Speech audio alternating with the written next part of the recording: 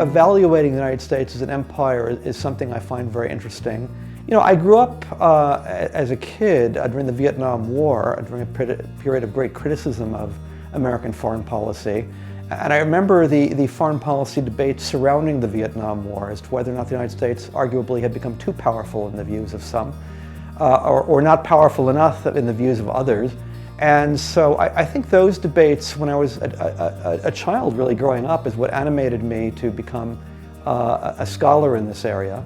You know, as a young academic, after getting my PhD in 1989, the Cold War suddenly ended, and then there was yet another debate about what is the purpose of U.S. foreign policy now that the Cold War ended. And so I kind of see much of my life really as sort of growing up with different debates about U.S. foreign policy and being able to teach other people about what those debates have been and what the implications are. That very much excites me. Well, I would see four components to this particular class.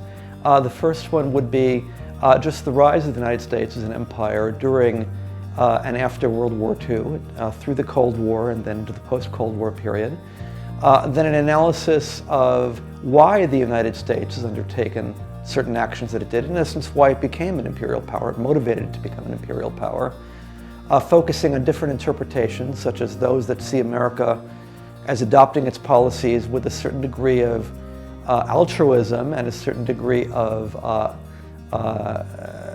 principles and values, versus those who would see America as being motivated more by interest-based and considerations of realpolitik, such as the desire to enhance its power, as well as its economic advantages.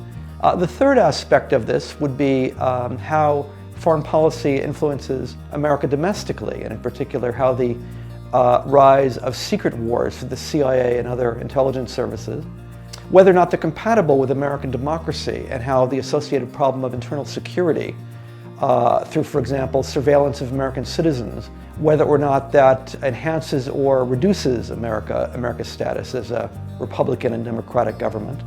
And finally, fourthly, how all of these events and considerations will influence our understanding of contemporary activities, such as America's recent conflict with Russia over the civil war in Ukraine, the war on terror, in particular the most recent events relating to the confrontation with ISIS and the instability in Syria, as well as the issue of America's pivot towards East Asia and seeing China as an increasing security threat.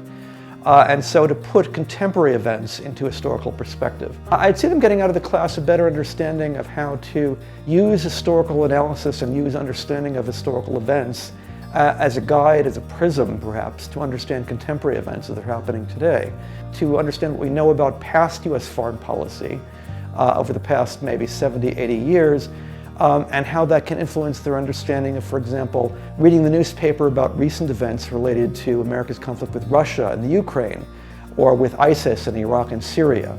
A connection between not only sort of the academic aspects of what I'm describing, but also the way in which this would affect their understanding of day-to-day events that they read in the newspaper.